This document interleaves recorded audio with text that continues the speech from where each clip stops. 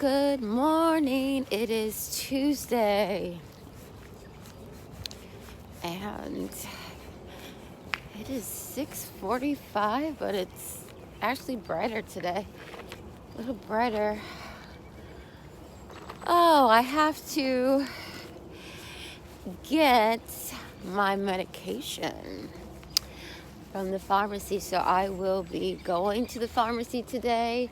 And the interesting thing, I don't know if anyone else has been really truly following the news with the coronavirus. I know sometimes it's like you just don't even want to listen to it. I that was me. Like yesterday, I was just like, and the other night it was just like I want to hear because I want to know what's going on, but it's just like you find yourself listening to every channel. I go from like channel CNN to MSNBC to channel 7 to channel 4, you know, channel 12, channel 11, trying to just see what they're going to say, and it's all the same stuff, But the new report, I don't know how true this is, but they said the Z-Pack, now I'm sure people have heard of it, the Z-Pack is supposed to help with, I guess, the symptoms for the virus, and what it is, it has a certain ingredients that people are racking up on so they don't get it, or like if they do get it, it will like help diminish the symptoms or something like that. It said on the news. Just like do your research for yourself as well. Now they say the ingredients, it starts with an H, hydro. I'll have it written in the caption now. It's the same medication that I take, and I have rheumatoid arthritis. And on the news it says people who have rheumatoid arthritis, people who have lupus, and people who have Lyme disease usually take this medication because of inflammation in their autoimmune system. And they said that people are trying to get a hold of this medication because they know that it's supposed to help, and that it's going to be, people are going to be abusing it because the people who need it, like me, who have an autoimmune disease, they're not going to be able to get their medication because people are hoarding it now. Coronavirus treatment, though there have been no clinical trials proving it works. There's a real chance that it could have a tremendous impact. Another similar drug, hydroxychloroquine, has also been used to treat lupus and rheumatoid arthritis for decades. But now, surging demand is causing shortages for lupus patients like Bonnie Lieberman. I am considering half dosing my medication to make it last longer than it would if I took it normally.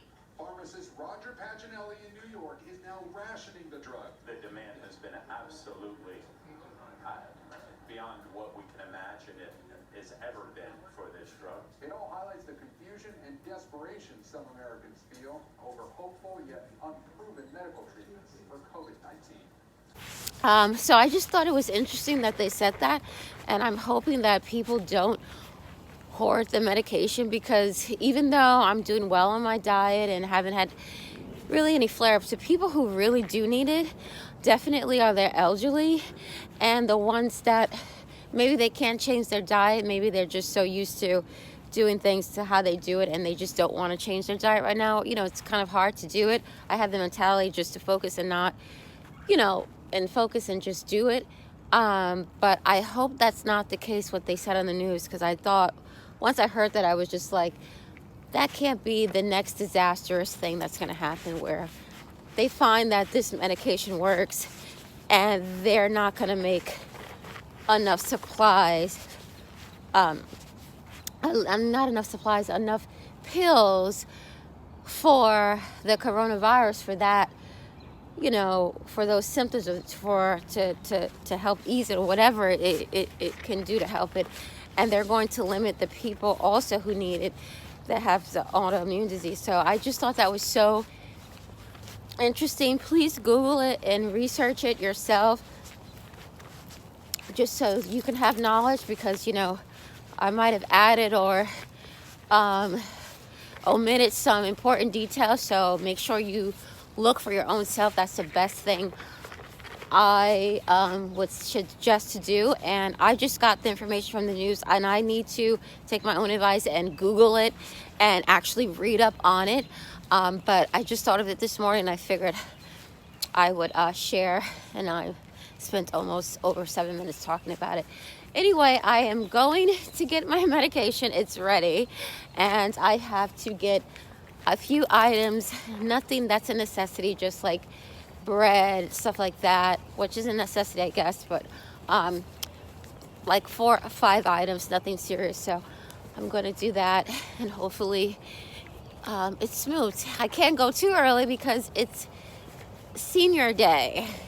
Tuesdays and Wednesdays are senior day, and you can't go before a certain time, so I have to go after 9 o'clock, and that's when the pharmacy opens anyway. So I'm sure it'll be a little crowded at that time, but we have to give the seniors their privilege and let them get their items. Okay, hope everyone has a good day.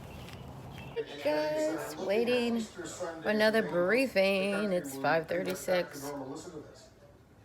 Easter's a very special day for me.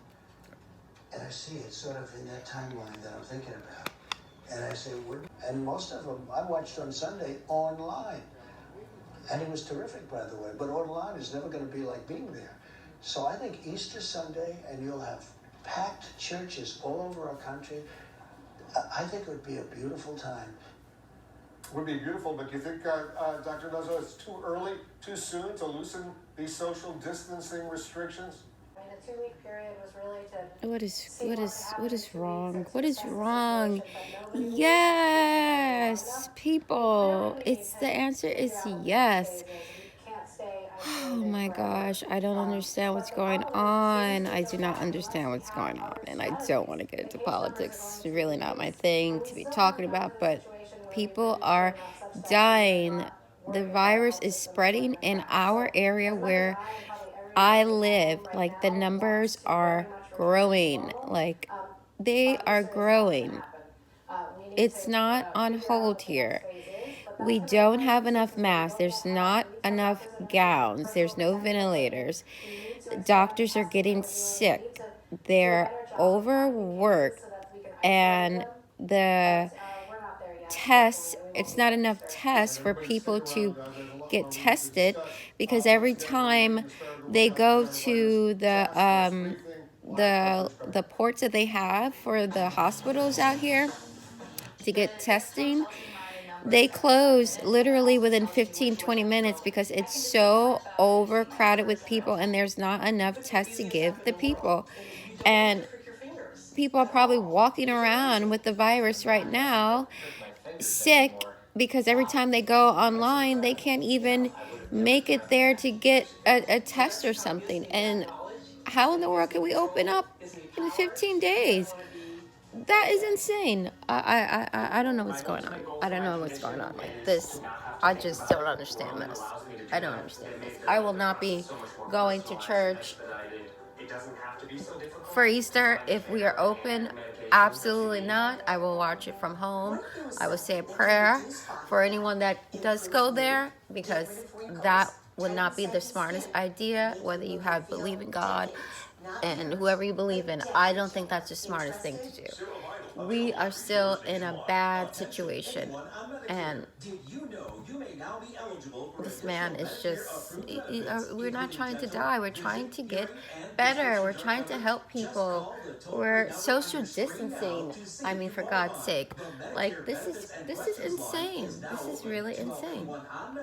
Big, strong, powerful, in some cases very small companies, family-owned companies, step up and make a lot of great product for what we're going through and what we will continue to be going through for a while. The Army Corps of Engineers and the National Guard are building 4 hospital facilities in New York City. That's really very flexible. We just had a conversation with the president in the Oval Office talking about, you could look at a date, but you got to be very flexible. And on a literally day-by-day and week-by-week basis, you need to evaluate the feasibility of what you're trying to do. And John, you asked for, what kind of metrics, what kind of data. When you look at the country, I mean, obviously, no one is going to want to tone down things when you see what's going on in a place like New York City. I mean that's just, you know, good public health practice and common sense. But the country is a big country, and there are areas of the country, and I refer to this in my opening remarks, that we really need to know more about what the penetrance is there. So if we do the kind of testing what we're doing, and testing will always be associated by identification, isolation, and contact tracing, and you find after a period of time that there are areas that are very different from other areas of the country, you may not want to essentially treat it as just one force for the entire country, but look at flexibility in different areas. So I think people might get the misinterpretation, you're just gonna lift everything up, and even somebody's going like that. That's not gonna happen. It's gonna be looking at the data.